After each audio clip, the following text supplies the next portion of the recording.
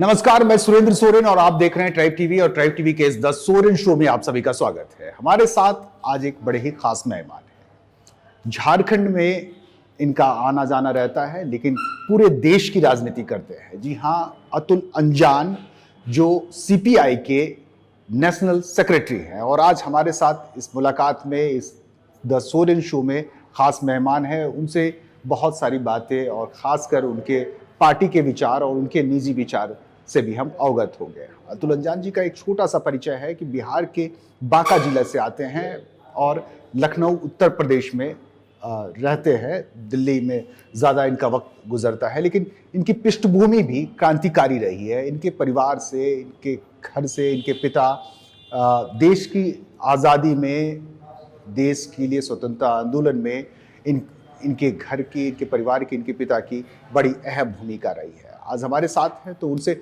यह जानने की हम कोशिश करेंगे कि क्या आज का भारत वैसा ही है जिस भारत के लिए आज़ादी के आंदोलन हुए। और हम देखते हैं, खासकर जब राजनीति में अतुल अंजान जी हैं तो राजनीति में आकर इनकी असफलता की भी थोड़ी दास्तान हम इसमें शामिल करेंगे। तो स्वागत है आपका अतुल अंजान जी हमारे कार्यक्रम में। चलिए शुरुआत करते हैं थोड़ी सी आपकी निजी यात्रा से, मतलब आपकी जीवन यात्रा से। राजनीति में तो युवा आप छात्र जीवन से ही रहे, आपके परिवार के लोग भी स्वतंत्रता आंदोलन में उनकी भूमिका रही, तो क्या वहीं से प्रेरणा मिली कि आप राजनीति की दिशा में आए? जी सुरेन जी, यही बात रही। मेरे पिताजी आज़ादी की लड़ाई में बहुत सक्रिय थे। 1925 में उन्होंने कटक मेडिकल कॉलेज से डॉक्टरी की परीक्षा पास की, लेकिन अंतिम वर्षों में ही वो हिंदुस्तान सोशलिस्ट रिपब्लिकन एसोसिएशन, जो चंद्रशेखर आज़ाद और भगत सिंह द्वारा चलाया जाता रहा, उसके सदस्य बन गए। और जब उनका अंतिम वर्ष कंप्लीट हुआ तो एचएसआरए ने उनको निर्देश दिया कि आप सीधे बनारस पहुंच जाइए। और बनारस में जा कर के वो बीहड़ों में और जंगलों में उनकी हथियारों की ट्रेनिंग हुई। और 9 अगस्त 1925 को लखनऊ के पास जो काकोरी में अंग्रेज़ों की ट्रेन से जो खजाना लूटा गया, वो लूटा उन्होंने इसलिए था कि अपना प्रेस चलाएंगे, गोली बारूद खरीदेंगे, हथियार खरीदेंगे और ब्रिटिश साम्राज्य को हटाएंगे। उसमें शामिल हुए। और उसके बाद उसी में ही ठाकुर रोशन सिंह को, पंडित राम प्रसाद बिस्मिल को, राजेंद्र लाहिड़ी को और अशफाक उल्लाह को फांसी की सज़ा हुई।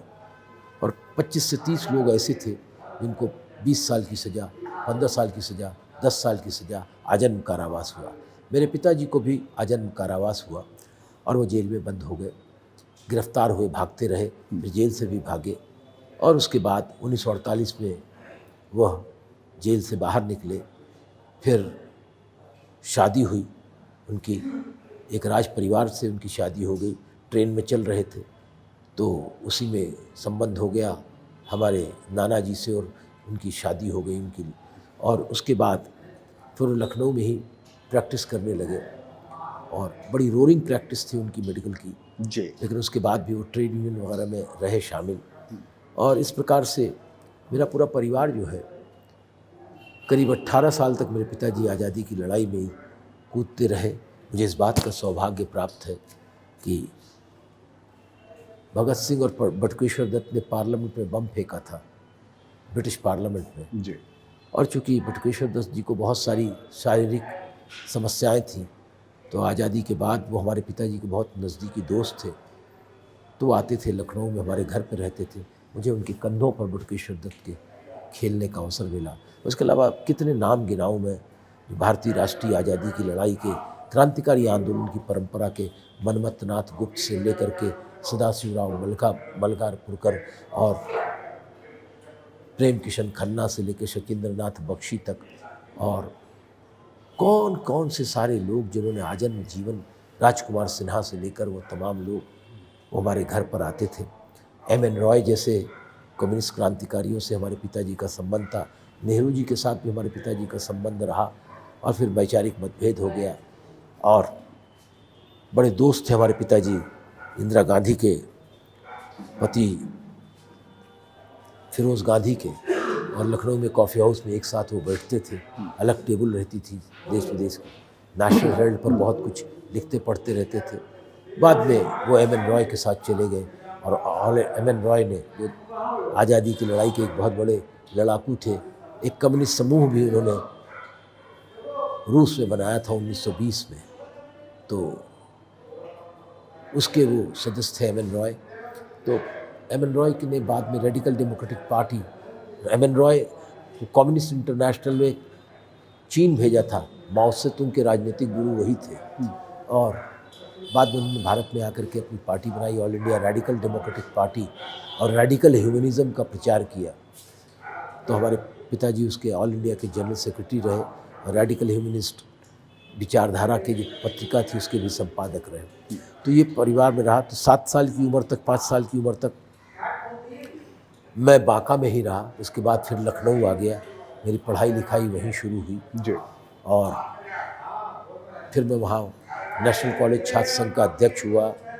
उसके बाद लखनऊ यूनिवर्सिटी स्टूडेंट यूनियन का प्रेसिडेंट हुआ। 6 बार लगातार अध्यक्ष रहा।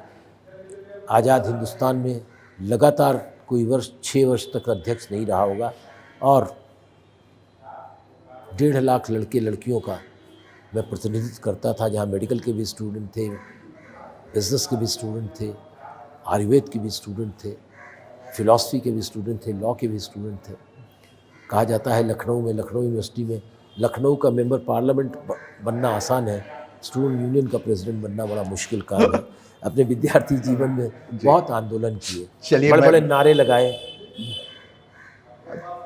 Education is a right not a privilege, शिक्षा अधिकार है विशेषाधिकार नहीं, जॉब और जेल का नारा मैंने दिया, काम दो या जेल दो, और ये सारी बातें, केरल हो या राजस्थान, शिक्षा होगी एक समान। 86-87 बार जेल चला गया, 4.25 साल जेल में रहा, बुरी बुरी हालतों में रहा। एक समय ऐसा आया कि हम लोग पॉपर हो गए, हमारा पूरा परिवार भूखे रहने लगा। लेकिन मेरे पिताजी ने, इसका कारण था कि मेरे छोटे भाई की अकस्मात नदी में डूबने से मौत हो गई, तो वो डिप्रेशन के शिकार हो गए, जिसके चलते, लेकिन उन्होंने कभी किसी से सहयोग और संबंध नहीं मांगा। फिर वो खड़े हुए, मैं भी फिर खड़ा हुआ। मैं पढ़ता रहा, लिखता रहा, एमए किया, पोस्ट ग्रेजुएशन किया, लॉ किया, एलएलएम किया, बहुत सारी नौकरियों के ऑफ़र हुए। लेकिन मैंने पढ़ाई के बाद ग्रामीण भारत के परिवेश को बदलने के लिए ग्रामीण क्षेत्र में काम शुरू किया। अखिल भारतीय किसान सभा का आज महामंत्री हूँ, राष्ट्रीय महासचिव हूँ। जिस स्वामीनाथन कमीशन पर ये सारे आंदोलन चला किसानों का, C2+50, ये C2+50 का फार्मूला मेरा ही दिया हुआ फार्मूला है। मैं ही उस स्वामीनाथन कमीशन में भारत के किसानों की तरफ से एकमात्र प्रतिनिधि था, और उसके बाद से मैं भारतीय कम्युनिस्ट पार्टी के राष्ट्रीय सचिव के रूप में काम कर रहा हूँ। आज भी काम कर रहा हूँ, बहुत से राज्यों का प्रभारी हूँ। कोशिश कर रहा हूँ कि वामपंथी आंदोलन, कम्युनिस्ट आंदोलन को वैचारिक आधार पर, धर्म और जाति व्यक्ति का निजी मसला हो, लेकिन उसे राज्य का रिश्ता न बनाया जाए। बिल्कुल, मैं भी भूल गया कि एक लंबा इतिहास आपने और अपने जीवन परिचय का दिया। कांग्रेसी बनने के बजाय आप कम्युनिस्ट रास्ता आपने चुना, क्या वजह थी? अगर उस वक्त आज़ादी के दौर की बात करें हम, या जो उरूज पर थी कांग्रेस पार्टी, तो वहाँ की बजाय आपने कम्युनिस्ट को ही क्यों चुना? मैं तो आज़ादी के बाद की पैदावार हूँ, और कांग्रेस के लोगों ने, दूसरी पार्टी के लोगों ने बहुत सारे ऑफ़र दिए। स्वयं राजीव गांधी ने मुझसे कहा कि आप मेरी पार्टी के सदस्य होइए, आप मेरी पार्टी मेरे साथ काम कीजिए। उत्तर प्रदेश में मेरे पास कोई मुख्यमंत्री नहीं है, आप जैसे लोगों को चाहिए मुझे। लेकिन मैं विचार से वैज्ञानिक समाजवाद की तरफ प्रभावित हुआ। भगत सिंह के विचारों से, क्रांतिकारियों के विचारों से, मार्क्सवादी चेतना से मेरा लगाव हो गया, और मेरी समझ में आया कि भारत की पृष्ठभूमि में सामाजिक न्याय, गरीब गुरबा के इंसाफ के लिए पूंजीवाद से लड़ना है। कांग्रेस पूंजीवाद से लड़ नहीं सकती, इसलिए मैं कांग्रेस में नहीं गया। तमाम एलोरमेंट हुए, तमाम तरह के ऑफ़र हुए, चाहे वो कांग्रेस पार्टी हो, चाहे समाजवादी पार्टी उत्तर प्रदेश की क्षेत्रीय पार्टी रही हो, चाहे बहुजन समाज पार्टी रही हो। और यहाँ तक कि बहुजन भारतीय जनता पार्टी के तमाम, अटल बिहारी वाजपेयी से मेरे व्यक्तिगत बहुत रिश्ते थे। मैं जब भी दिल्ली जाता था तो अटल बिहारी वाजपेयी जी के यहाँ जाता था, वो मुझे अपने हाथ से खिचड़ी बनाकर खिलाते थे। इसका कारण ये था कि जब मैं लखनऊ विश्वविद्यालय छात्र संघ का पदाधिकारी था, महामंत्री और अध्यक्ष था, तो मैंने उनको कई बार अपने विश्वविद्यालय के तमाम राजनीतिक दलों के नेताओं को सेमिनार सिंपोजियम में बुलाता था। और फिर बाद में वो लखनऊ से ही MP हो गए, तो मेरे उनके रिश्ते बहुत प्रगाढ़ हो गए। जब उनका अंतिम संस्कार हुआ था, तब तो आपके पास अवसर थे जनता दल में भी जाने के? नहीं, हम नहीं गए। VP सिंह मेरे नज़दीकी रिश्तेदार थे, नहीं गया। सारे लोग मेरे विद्यार्थी आंदोलन के सारे साथी जनता दल में चले गए। मैं अकेला उत्तर भारत में ये बात को कहकर कहता था कि जयप्रकाश नारायण की संपूर्ण क्रांति संपूर्ण भ्रांति है। Total revolution is the total confusion. सब चले गए, मैं अकेला छात्र संघ का अध्यक्ष 1978-89 में हुआ था उत्तर भारत में। तो अवसर बहुत से थे, लेकिन मैं समझता था कि कुर्सी की राजनीति से ज़्यादा बेहतर कुर्बानी की राजनीति है। विचारों की शान पर आगे बढ़ते चलो। भगत सिंह की वो विचार मेरे दिमाग में आज भी कौंधते थे, तब भी कौंधते रहेंगे, मृत्यु पर्यंत कौंधते रहेंगे। इसलिए उसमें कोई डाइल्यूशन या उसमें किसी प्रकार का प्रदूषण मुझे स्वीकार्य नहीं है।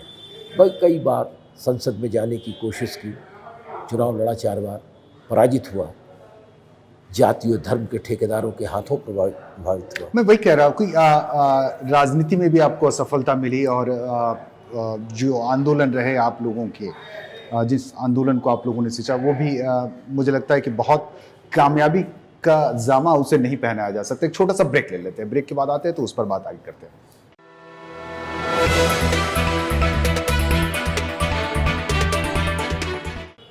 ब्रेक के बाद आपका स्वागत है। आप देख रहे हैं the Soren show. The Soren show में आज हमारे साथ हैं CPI के राष्ट्रीय सचिव अतुल अंजान जी। ब्रेक पर जाने से पहले उनकी असफलता की बात कर रहे थे कि आप राजनीतिक तौर पर भी असफल रहे, चूंकि संसद नहीं पहुंच पाए।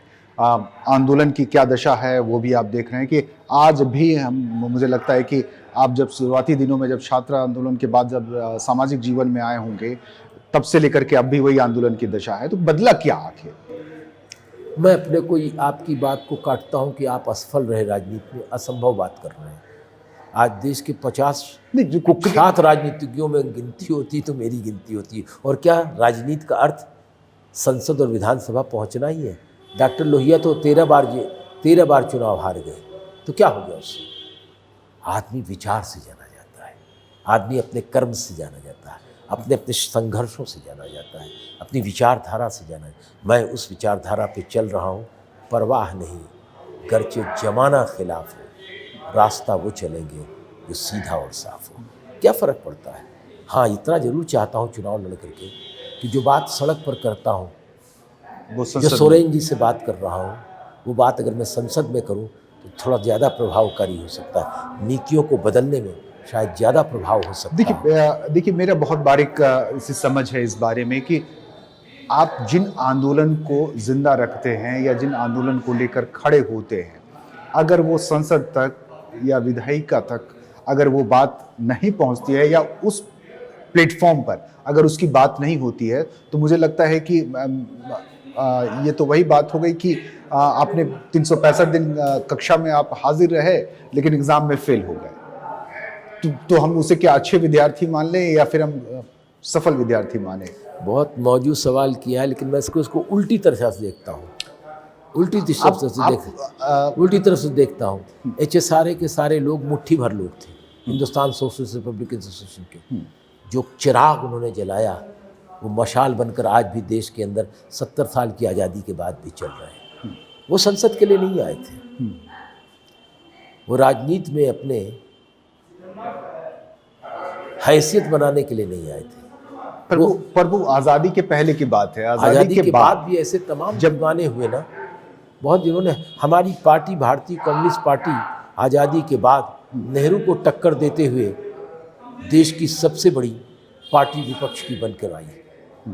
रवि प्रताप नारायण रेड्डी CPI से चुनाव जीते, नेहरू से भी ज़्यादा वोट से जीते। जितने वोट नेहरू पाए थे उतने वोट से वो चुनाव जीते थे। आज़ादी की लड़ाई वो भी दौर था, ये बात समझिए आप। कि पौंडीचेरी पहले फ्रांस का हिस्सा थी जी। और पौंडीचेरी से हमारी पार्टी के नेता वी सुबैया फ्रेंच पार्लियामेंट के सदस्य हुआ करते थे, सीपीआई। तो हमारा बड़ा 57 में दुनिया के अंदर पहली बार वोट के जरिए केरल में हमने सरकार बनाई और उसी कांग्रेस पार्टी ने हमारी सरकार को गिरा दिया। प्रश्न ये नहीं है कि बिल्ली काली है या सफ़ेद है, प्रश्न ये है कि बिल्ली चूहा पकड़ती है कि नहीं पकड़ती है। हम ऐसा आंदोलन में हैं। भगत सिंह के विचारों ने हमारे जैसे लोगों को, लाखों लोगों को आंदोलित कर रखा है, जिसके चलते आज ये संविधान को बचाए रखने का आंदोलन चल रहा है। आज ये सामाजिक असमानता के खिलाफ आंदोलन चल रहा है। ये 1932 के कानून को लागू करने का आंदोलन छोटा नागपुर संथाल परगना के सवालों को लेकर के आज इस झारखंड में चल रहा है। समाज के हाशिए पर पड़े हुए लोगों को आगे ले जाने का आंदोलन चल रहा है। अगर हम न होंगे तो कोई बात होगी क्या? हम ही ने तो सिखाया था शिबू सोरेन को ना। शिबू सोरेन किस स्कूल से निकल करके आए हैं? इसी भारतीय कम्युनिस्ट पार्टी से निकल करके आए। भले वो बाद में गाली बके, वो बात अलग है। मंजूर अहमद को कौन थे वो मंजूर अहमद, जिन्होंने हारी बेगारी के खिलाफ और जो है अपने बाप के खिलाफ, अपने पिता के खिलाफ, जो बहुत बड़े सामंत थे और बहुत बड़े सूदखोर थे, उनके खिलाफ अपने सारे के सारे उनके गोदाम खोल करके अकाल पीड़ित लोगों के लिए खोल दिए थे। ये विचारधारा नहीं रहेगी तो क्या होगा? और हम तो ये कह रहे हैं तो क्या हमारी सिर्फ यही एक समझ है कि संसद में सरकार बना ले, विपक्ष में संसद के अंदर हमारी संख्या बढ़ जाए? नहीं, संसद में भी हम जाना चाहते हैं और सरकार भी बनाना चाहते हैं।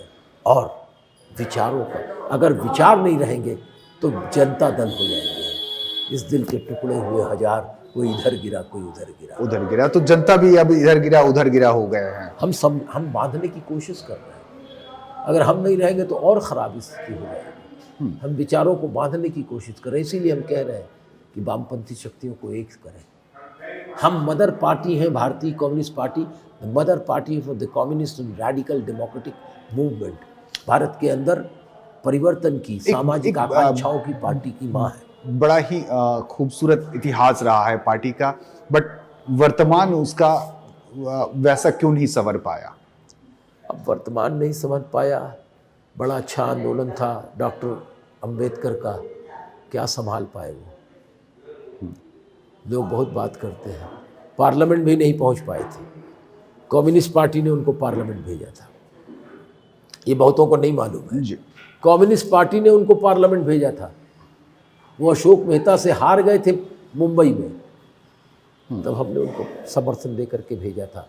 आज भले वो लोग, उनके चाहने वाले लोग हमारे खिलाफ दुष्प्रचार करते हो, कोई बात नहीं। बहुत से लोग दुष्प्रचार करते हुए चले गए, क्या फ़र्क पड़ता है? लेकिन समाजवाद की, वैज्ञानिक समाजवाद की धारा को हम लेकर चल रहे हैं। हम पार्टी भी चाहते हैं और उससे ऊंचे हम विचारधारा चाहते हैं। इस देश के शोषित, पीड़ित, दलित, आदिवासी, प्रवंचित लोगों के नए विहान को देने का काम वैज्ञानिक समाजवाद। भुवनेश्वर मेहता को छोड़ दिया जाए, भुवनेश्वर मेहता को अगर छोड़ दिया जाए तो झारखंड में ऐसा कोई लीडर आपका नहीं है जो चुनावी राजनीति में कामयाब हुआ? क्यों? विशेश्वर खां को कैसे आप भूल जाते हैं? विशेश्वर खां 10 बार असेंबली के मेंबर रहे, 2 बार प्रोटर में स्पीकर रहे। वास्ता सोरेन को भूल जाते हैं आप, जिन्होंने कम्युनिस्ट आंदोलन को छोड़िए, आदिवासी आंदोलन को नई दिशा दी थी। उन्होंने ही तो बात किया था। वो महिला नेता, जो आदिवासी महिला नेता थी, भूतनाथ सोरेन को आप कैसे भूल जाते हैं? इन तमाम चीज़ों को भुलाने का काम जब हम करते हैं तभी आदिवासियों के नाम पर जो नए नेता पैदा हो गए हैं वो अपने ही समाज को खा जाते हैं। ये दलितों के नाम पर जो नए नेता पैदा होते हैं वो अपने ही समाज को लूटने की इजाज़त देते हैं। तभी तो आज झारखंड का 2/3 हिस्सा MOU के अंतर्गत चला गया। तभी तो आज विस्थापन का सवाल हो गया। तभी तो आज जल जंगल ज़मीन की लड़ाई हमने तो शुरू की ना। आज उसी लड़ाई को लड़ रहे, कहाँ हैं वो लोग? अगर जल जंगल ज़मीन नहीं की लड़ाई नहीं लड़ी जाएगी तो आदिवासी कहो चाहे मूलवासी कहो, उनका क्या होगा?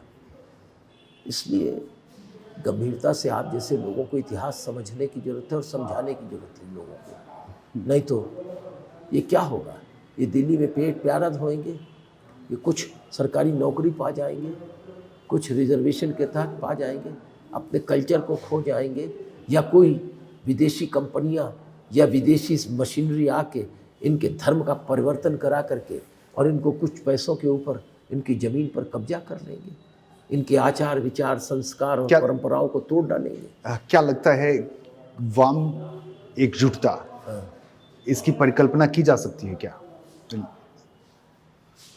उम्मीद की सेज पर ही दुनिया जीती है। मार्क्स ने बहुत पहले कुछ लिख दिया था, कोई सोच सकता था कि थ्योरी ऑफ सरप्लस वैल्यू होगी? ये पागल आदमी है। थ्योरी ऑफ सरप्लस वैल्यू, उसने कहा थ्योरी ऑफ सरप्लस वैल्यू ही पूंजीवाद को जन्म देती है।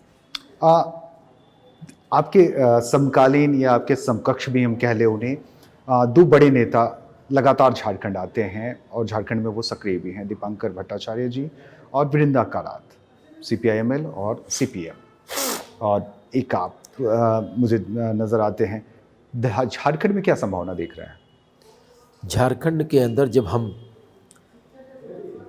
आर्थिक और सामाजिक सवालों को लेकर लड़ेंगे और परिवर्तन की बात सोचेंगे, उनकी परंपराओं को कायम रखते हुए, उनके आर्थिक उन्नयन को कायम रखते हुए, जल जंगल ज़मीन के बचाव को लेकर बात करेंगे, तो उनका विकास होगा। सिर्फ आइडेंटिटी पॉलिटिक्स से बात नहीं बनेगी। नहीं, बात तो होती है, लेकिन मंच अलग अलग हो जाते हैं। मंच इसलिए अलग अलग हो जाते हैं कि अलग अलग सोच है और कभी कभी बांट देते हैं लोग, और उस बीच में बहुत सारे सवाल खड़े हो जाते हैं। हम मदर कम्युनिस्ट पार्टी हैं, तो सबको इकट्ठा करना चाहते हैं। जब हम ने कहा कि देश के साथ सांप्रदायिक शक्तियों का बड़ा खतरा है, साम्राज्यवाद और न्यू इंपीरियलिज्म का खतरा है, तो हमसे छिटक करके CPM बन गई। घनघोर कांग्रेस विरोध करते रहे। जब हमने कहा कम्युनलिज्म बड़ा खतरा है, अथॉरिटेरियनिज्म बड़ा खतरा नहीं है, तो ये तब का दौर था। अब के दौर में, और अब के दौर में हम जो है पीछे रह गए और वो कांग्रेस के साथ समझौता करने में बंगाल में सबसे आगे हो गए। उसका जवाब उनके पास नहीं है, उनके काडर उनसे सब पूछते हैं। छोड़िए उन सब बातों को, और आज वहीं आ गए जहां हमारी राजनीतिक सोच थी, वही राजनीति। आज फासिस्टी ताकतों को, संप्रदायवादी शक्तियों को, संकीर्णतावादी शक्तियों को, कॉरपोरेट परस नीतियों को और कॉरपोरेट्स के लिए राजनीति करने वाले लोगों के खिलाफ वामपंथी, जनवादी, प्रगतिशील शक्तियों का एक व्यापक प्लेटफॉर्म बनाना पड़ेगा, तभी हम इनको परास्त कर पाएंगे। एक छोटा सा ब्रेक ले लेते हैं। ब्रेक के बाद आते हैं तो कुछ प्लेटफॉर्म्स की बात करेंगे, केंद्र सरकार की नीतियों की बात करेंगे, राज्य सरकार की नीतियों की बात करेंगे, कैसा हाल चाल है।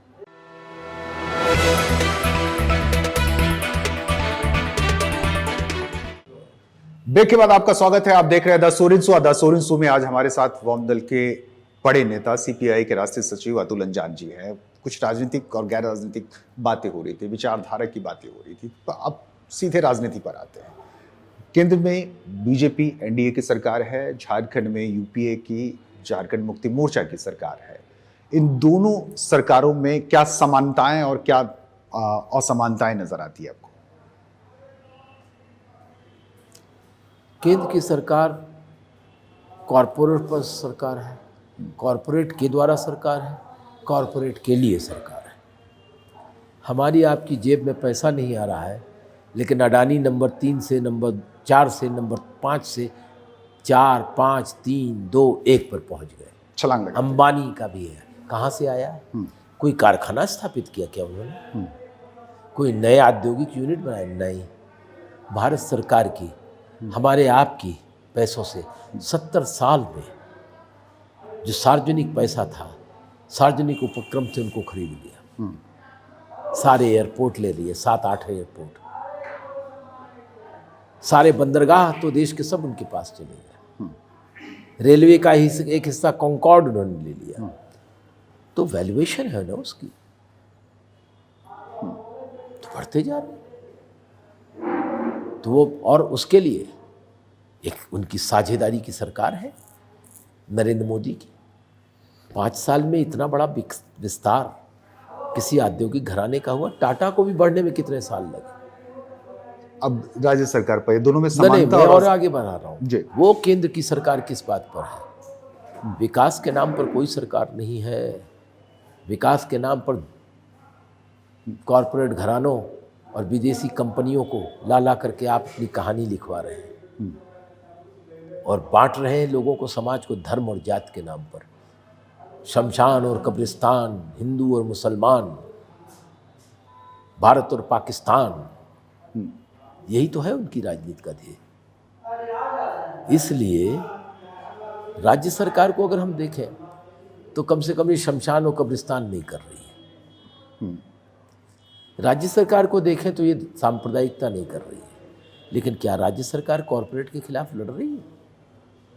जो दास जी के, रघुवर दास जी की सरकार ने MOU किए थे, उसको एक को भी खारिज किया है उन्होंने? क्या देश, झारखंड के अंदर उन तमाम खदानों को जो कॉरपोरेट घरानों के हाथ में, बिंदल जिंदल फलाने ढमाके के हाथ में दिया गया है, उसकी क्या स्थिति है? विस्थापन के सवाल को उन्होंने दूर किया क्या? पेशा कानून के संबंध में क्या दृष्टिकोण अपनाया? कितने विस्थापितों को, 3 करोड़ के राज्य में 1 करोड़ विस्थापित हैं या हो जाएंगे उन MOUs को अगर लागू किया जाए। तो विस्थापन के सवाल पर सीधी एक बात करना चाहिए कि हम इन MOUs को कैंसिल करते हैं।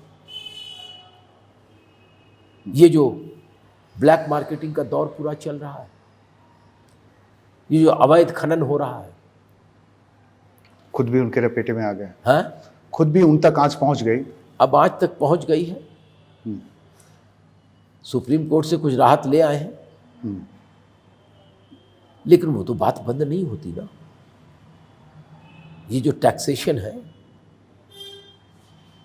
उनके कारिंदों को जो पैसे मिल रहे हैं, भले उनको ना मिल रहे हो, लेकिन उनके नाम पर जो इकट्ठा किए जा रहे हैं सरकार के नाम पर, तो आखिर जिम्मेदारी तो हेमंत सोरेन की होगी ना। पारदर्शी सरकार बनाने की जिम्मेदारी तो उनकी है ना। बार बार वो, मैं सिर्फ एक बात पर उनको अच्छा क्रेडिट देता हूं कि जातीय दंगे नहीं करा रहे हैं, सांप्रदायिक दंगे नहीं करा रहे। उस बात से UPA की सरकार, यहाँ की सरकार जो है केंद्र सरकार से बिल्कुल अलग है। उस बात को हटा दिया जाए तो बाकी सारी चीज़ें आपको समान दिखती हैं। कुछ बहुत सी चीज़ें अच्छी भी हैं, कुछ महंगाई पर, कुछ चीज़ों पर रोकने का काम, कुछ डिस्ट्रीब्यूशन का सवाल पब्लिक, लेकिन अब वो दम तोड़ती दिखाई दे रही। लेकिन अब इन सब चीज़ों से लोगों को सरोकार भी तो नहीं रह गया। अब महंगाई की बात कौन सुन रहा है? खूब सुन रहे हैं, लेकिन लोगों को उलझा दिया गया है। बेरोजगारी की बात कौन कर रहा है? उलझा दिया गया। बेरोजगारी की बात नहीं कर रहे हैं, लेकिन आप निकाल कर देखिए कि मुगल सराय के अंदर अगर रेलवे के अंदर 500 जगहें निकाल दीजिए और फला तारीख को उसकी परीक्षा होगी, तो जाने वाली यहाँ से रांची से सारी ट्रेनें भरी होंगी मुगल सराय की। चाहे जियोतिया का त्यौहार हो तब भी जाएंगे, और चाहे उसमें 17 नौजवान मर जाएं तब भी जाएंगे 500 के लिए। अभी तो बताया ना, बेरोजगारी की बात कर रहे हैं आप। प्रधानमंत्री जी के कार्यालय के मंत्री जितेंद्र सिंह ने कहा कि 1,67,000 नौकरियों के लिए हमने पिछले साल जगह निकाली थी और 22.5 करोड़ लोगों ने आवेदन किया था। लेकिन यह भीड़ वोट में नजर नहीं आता। वोट, मैंने बताया ना कि जाति, धर्म, स्थानीय सवाल, इनकी प्राथमिकता हो गई है। हाँ? अभी आज कल सुबह वोट है, खिलाओ। जैसे जहांगीर के ज़माने में था ना, वो आँख बंद करके शराब पीता रहता था और नूर जहाँ सरकार चलाती थी, तो जहांगीर के तभी जगता था जब कोई उसके इंसाफ का घंटा बजाता था। तो एक कहावत बन गई थी लोगों में। जहांगीर कहता था, हमको आध पाव शराब और कबाब हो और नूरे जहाँ की सल्तनत खूब हो या खराब हो, इसका भी लेना देना है ना। अच्छा, ये इस वक्त UPA के नेता बड़े गुस्से में हैं, बड़े उबाल हैं उन लोगों पर कि आप BJP सरकार को अस्थिर करना चाह रही है, ED और इनकम टैक्स और इन सब चीज़ों का इस्तेमाल कर रही है। क्या लगता है आपको? ये बात तो सच है। एक भी आदमी BJP के अंदर ED के दायरे में नहीं आता।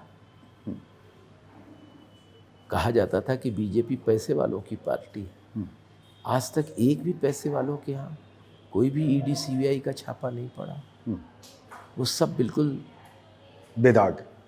24 कैरेट के कोई काम नहीं कर रहे हैं। क्या बात है। और कौन है? सुबह जो आदमी ने विरोध किया उसके घर पर सुबह ईडी है। नरेंद्र मोदी के खिलाफ जिसने भाषण किया उसके घर पर ईडी है। एक तरफ आप कह रहे हैं कि यहाँ बड़ी लूट है खनन और इन सब मसलों पर, दूसरी तरफ आप कह रहे हैं कि ईडी की कार्रवाई भी ना हो या फिर इनकम टैक्स या सीबीआई की कार्रवाई भी ना हो। बराबरी भी तो होनी चाहिए ना। क्या यहाँ बड़े बड़ी ताकतें जो हैं वो कहाँ है भाई? कुछ चीज़ों को समझने की ज़रूरत है। हम ऐसी बात न कहें कि अपने मुंह से फिर वापस आ जाए। क्या कह रहे थे बाबूलाल मरांडी? मैं चलती हुई ट्रेन के सामने कूद मरूंगा लेकिन कभी बीजेपी में नहीं जाऊंगा। चले गए ना। बहुत सारे सवाल लोगों को परेशान करते हैं। बहुत सारे लोग सवाल। हमारी कोशिश ये रहती है कि हम गुण दोष के आधार पर मूल्यांकन करें, राजनीतिक विरोध की बुनियाद पर विरोध न करें। लेकिन भारतीय जनता पार्टी राजनीतिक विरोध की बुनियाद पर सब कुछ तय कर रही है। लोगों को सता रही है, डरा रही है, धमका रही है। चाहे वो ठीक है, बेईमानी बहुत लोग कर रहे हैं, भ्रष्टाचार बहुत लोग कर रहे हैं। अच्छा ये बताइए, देखिए एक बात बताइए, अडानी सब सही कर रहे हैं। अडानी के किसी कंसर्न पर आखिर ये बताइए कि 3000 किलो हीरोइन मुद्रा एयरपोर्ट से निकली जो अडानी के अंडर में है। अडानी कोई गायब हो गई, कोई कार्रवाई नहीं। फिर निकली 700, कोई कार्रवाई नहीं। एक फैक्ट्री से फिर निकली, कोई कार्रवाई नहीं। कोई नारकोटिक्स ब्यूरो वहाँ नहीं पहुँचता, एनसीबी, उसकी खबर भी नहीं चलती। वाह रे हिंदुस्तान का मीडिया, उड़ता पंजाब पर कि पंजाब के नौजवान नशा कर रहे हैं। ये नशा तो वहीं से आ रहा है, हीरोइन का। 20 लाख करोड़ का खेल कर रहे हैं वो लोग, कोई खबर नहीं चलती। और वो बंबई में फलाना हीरोइन के यहाँ से 80 ग्राम गांजा मिल गया। एनसीबी पहुंची हुई है। हजारों करोड़ लाखों लाख रुपए भारत सरकार का रोज अधिकारी जा रहे हैं, दौड़ रहे हैं, प्लेन से आ रहे हैं, जा रहे हैं। जितनी उसकी कीमत है उससे ज़्यादा खर्च हो गई। हर एक राज्य के अंदर गांजा बंद है, दूसरे राज्य में गांजा की नीलामी होती है और गांजा की दुकानें हैं, भांग की दुकानें हैं। क्या भारत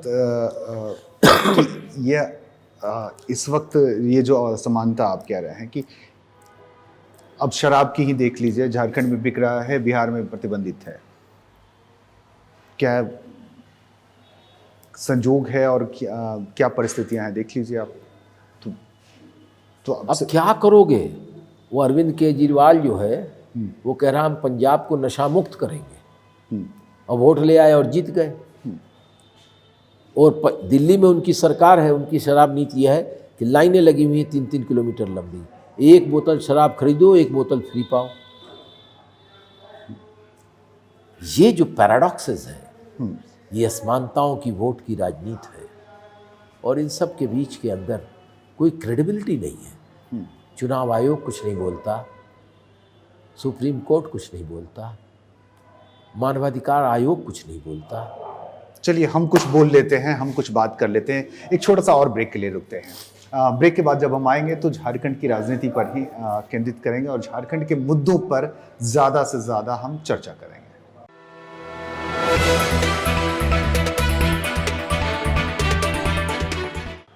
ब्रेक के बाद आपका स्वागत है। आप देख रहे हैं the Soren show. The Soren show में हमारे साथ हैं अतुल अंजान, सीपीआई के नेता और बड़े चर्चित नाम, देश के कुछ चुनिंदा नामों में, राजनीतिकों के चेहरे में एक चेहरा अतुल अंजान जी भी है। अतुल जी, झारखंड की राजनीति में 22 साल हो गए, कोई बड़ा बदलाव नहीं आया राजनीति में। 2 पार्टियों की ही सरकार रही अमूमन देखा जाए तो। दूसरा बात कि एक सरकार जब आती है तो दूसरा विपक्ष वाले लोग वही सवाल उठाते हैं जो सवाल पहले थे उनकी सरकार में भी मौजूद थे, और फिर सरकार बदलती है तो बस सवाल उठाने वाले चेहरे बदल जाते हैं, सवाल वहीं खड़ा रहता है, मुद्दा वही है। जी, सवाल बहुत आपने सही उठाया है। चेहरे वही हैं, सियासत वही है, मुद्दे वही हैं, रद्द अमल वही है। कैसे बदलाव होगा, ये झारखंड की जनता को समझना है। खाली 1932 पेशा, 5वीं अनुसूची, पाँचवीं सूची, ये सब करने से ये जरूरी है, लेकिन कौन करेगा? कौन लोग हैं? किन लोगों ने 22 साल में तो रेशमा भी जवान हो गई। 22 साल कम है जी। तो कौन करेगा? जो बच्चा पैदा हुआ था आज वो ग्रेजुएट और पोस्ट ग्रेजुएट हो गया। हाँ। बहुत से लोग तो नौकरी कर लिए। कई लोगों के बच्चे जो हैं, जिन्होंने यहाँ तो बहुत कम उम्र में शादी हो जाती है तो उनके लड़के भी 15-16 साल की लड़कियाँ हो गई। राज्य से उनकी उम्र कम ही होगी थोड़ी सी, लेकिन क्या मिल रहा है? कुछ सड़कें अच्छी बनी, कुछ जंगलात बचे। ये सुन लीजिए, सड़क के किनारे, लेकिन असमानता तो नहीं घटी, असमानता गहरी हुई। कोई नए सरकारी क्षेत्र के अस्पताल तो नहीं बने, बिल्डिंगें बनी, बिल्डिंगें, डॉक्टर्स नहीं आए। डॉक्टर्स कैसे आएंगे? जब प्राइवेट अस्पतालों में भी डॉक्टर्स कैसे आएंगे? अगर लोगों के अंदर, जो मरीजों के अंदर उनकी आर्थिक स्थिति खराब है, तो यहाँ एक MBBS, MD, MS डॉक्टर क्यों आएगा? वो कहीं और जाएगा, नर्सिंग होम में ना। और मैं तो देख रहा हूँ कि यहीं के लड़के लड़कियाँ जो MBBS, MS, MD करके आए हैं, वो दूसरे राज्यों में काम कर रहे हैं। एम्स में भरा हुआ है। हेमंत सोरेन की सरकार से कितनी उम्मीद और गुंजाइश नजर आती है आपको? वैसे भी आधा वक्त से ज्यादा बीत चुका है। एक शेर में बात कह दो, एक शेर में बात कह दो। बिल्कुल। तुमसे उम्मीद वफा जिसे होगी उसे होगी, हमें तो देखना है तुम कातिल कहाँ तक हो। जाते कहाँ तक भी कह सकते हैं। नहीं, जाते कातिल कहाँ तक हो, जो शेर को जिसका है उसको उल्टा नहीं कहते। ना हाँ? जी। लेकिन फिर मैं कह रहा हूँ, उम्मीदों के सेज पर दुनिया जीती है।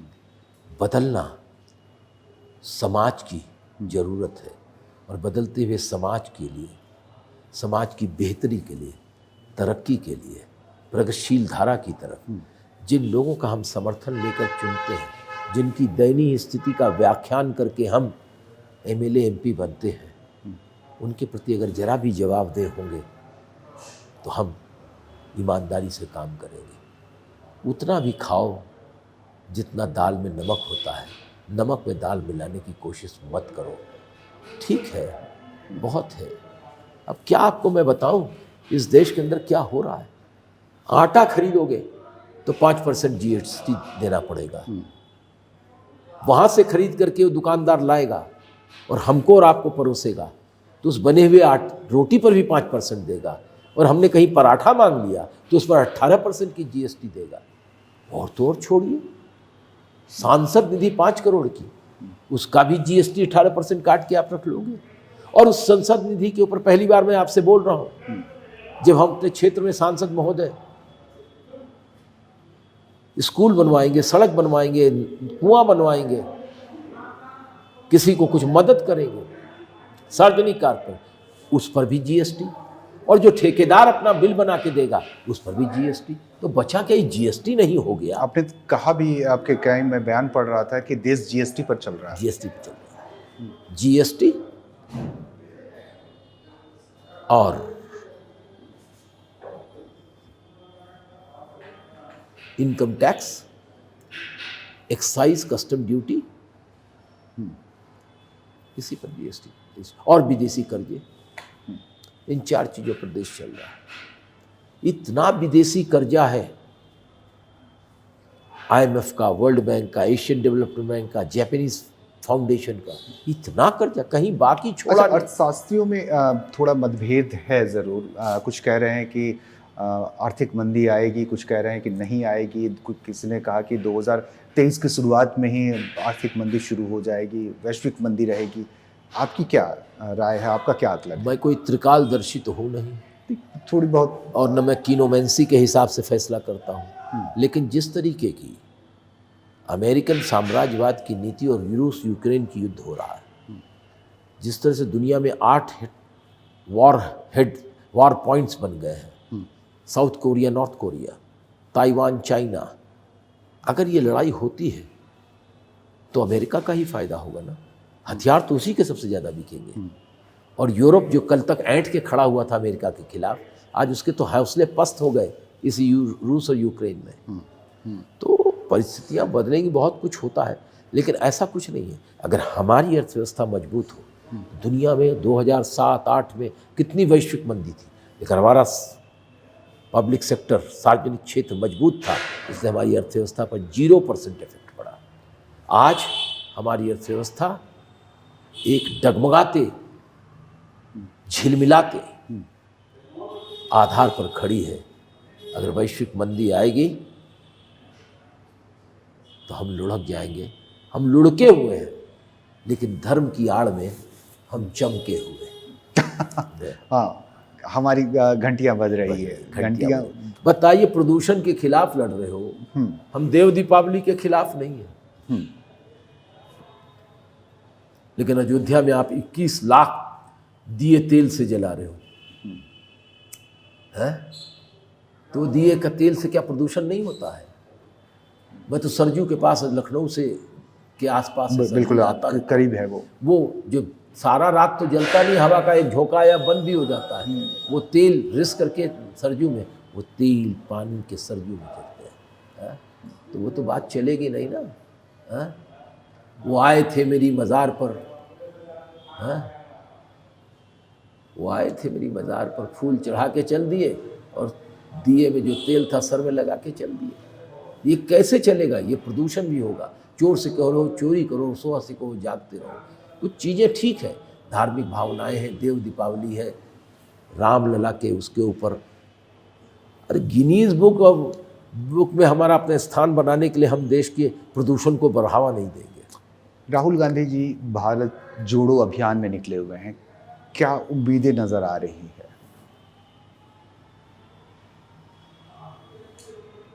ठीक है, 22-24 साल के बाद कांग्रेस पार्टी में चुनाव हुआ है। राहुल गांधी दौरा मार रहे हैं, अच्छी बात है। बूढ़े कांग्रेस में फिर से नई जवानी लाने की कोशिश कर रहे हैं, वर्जिश हो सोए रही है। हुए लोग जागने की कोशिश कर रहे हैं, अच्छी बात है।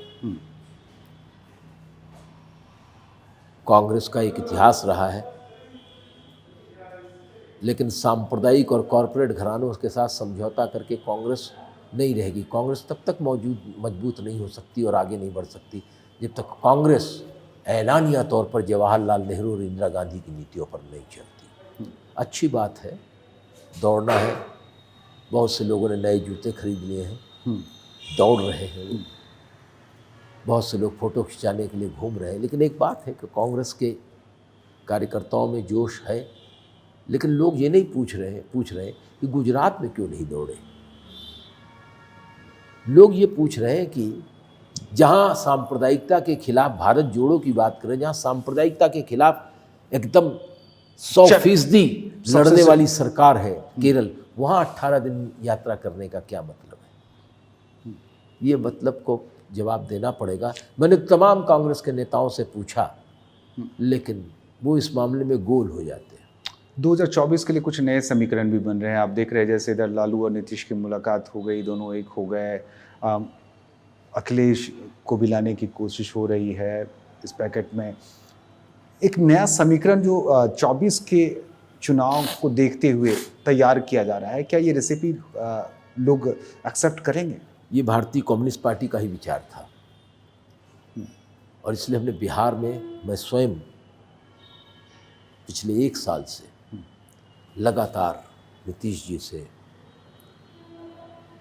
तेजस्वी जी से, लालू जी से मिल करके, उनके साथियों से, नीचे के स्तर से सबसे मिलता था।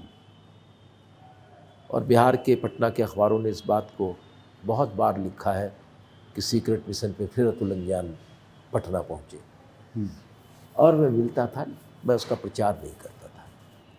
और अंततोगत्वा मैंने नीचे के मिडिल लीडरशिप है उसको संतुष्ट किया कि नीतीश जी का बीजेपी के साथ रहना उचित नहीं है, और तेजस्वी जी को ये कहा कि आपका उनके प्रति जहरीला वक्तव्य काम नहीं देगा, शब्दों को संयमित रखा जाए, यही एक रास्ता हो सकता है।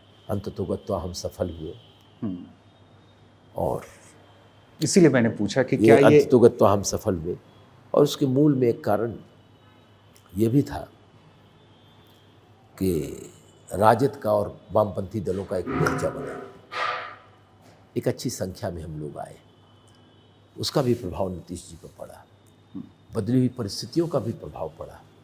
मैं अब लगा हुआ था 1 साल से, और एक तरफ पूरब, एक तरफ एकदम सुदूर दक्षिण तेलंगाना में लगा हुआ था, जो बिल्कुल सटे हुए थे चंद्रशेखर राव और बीजेपी। आज उनको वैचारिक आधार पर हमने दूर किया है, देखते हैं कितनी ज़्यादा, लेकिन परिस्थिति है। क्या ये 24 अच्छा रहेगा आप लोगों के लिए? हमारे लिए भी अच्छा रहेगा, देश के लिए अच्छा रहेगा। बहुत ही सुंदर जवाब, और बड़े ही मज़े हुए। इस जवाब की मैं उम्मीद कर रहा था। चलिए, बहुत बहुत शुक्रिया अतुल लंजान जी, आपने वक्त दिया और अपने विचार दिए, ख्याल दिए, अपने शब्द दिए। तो आप सुन रहे थे अतुल लंजान जी को। अगले एपिसोड में किसी खास मेहमान के साथ फिर आपके सामने हाजिर होंगे। तब तक के लिए दीजिए इजाज़त। नमस्कार।